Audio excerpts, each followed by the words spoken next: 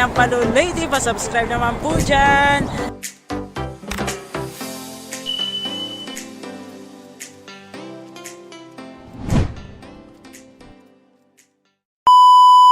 Welcome to my channel guys. For today's video, maggagawa pa po ng aking version ng kinamatisang manok. My own version po of cooking guys. Before nga pala ako mag-start, mega shoutout po sa lahat ng viewers, sa lahat ng subscriber, sa lahat po ng supporters ko all over the world. Salamat po. Guys, ang aking ingredients, may garlic, may onion, may tomato, at saka may luya po ako.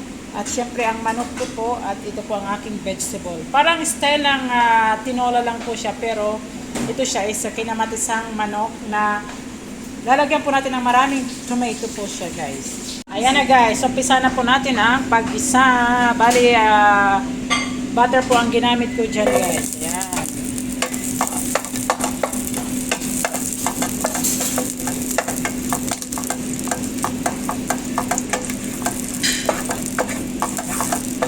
Na po natin ang ating sibuyas.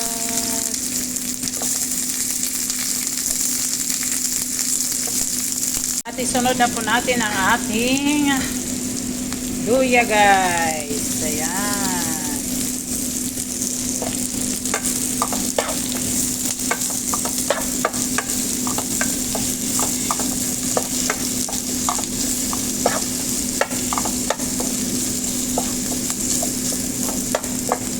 Ayan na guys, bali ilalagay ko na po ang aking chicken. Ayan, bali prepituhin po natin siya mga until golden brown po. Ayan. Ayan po natin yung ito dyan.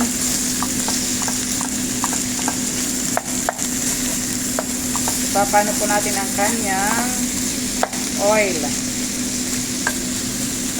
Ayan guys. Ngayon po natin siya for 3 minutes. Tapos babalik na rin po natin ang ating chicken. Ayan na guys. Bali babalik na rin na po natin ang ating chicken. Ayan.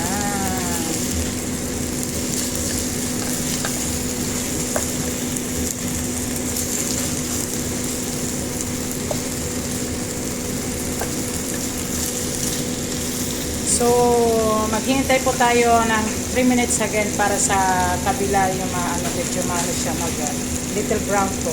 Ayan na guys, okay na po siya. Lagay ko na po ang aking tomato. Ayan.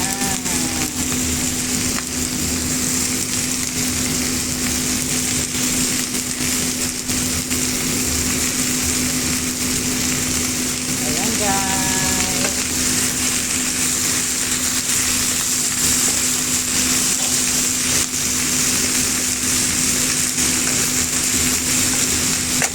Tapos lagyan po natin syempre ng tubig.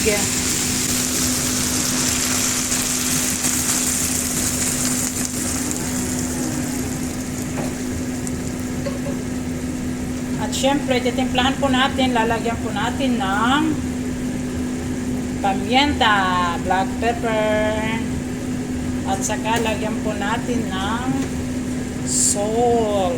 Syempre para po malakas ang ating luto.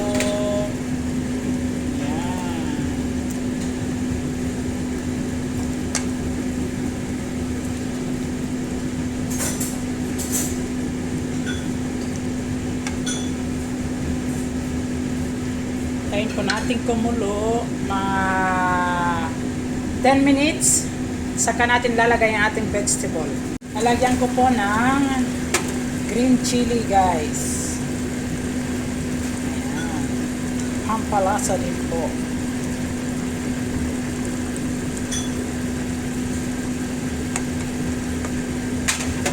Guys, at dahil luto na po ang ating chicken, ilagay na po natin ang ating vegetable. Ilagay lang po natin dyan sa baba. Any vegetable po ang pwede po dyan. Kayo lang po ang mag-ano dyan kung anong gusto nyo. Ayan, ilagay lang po natin siya, tapos takpan. Tayo na lang po natin siya, maluluto din siya, tapos steam. Guys, my kinamatisang manok is ready to serve. Ayan na guys. Kumukulo-kulo pa po siya.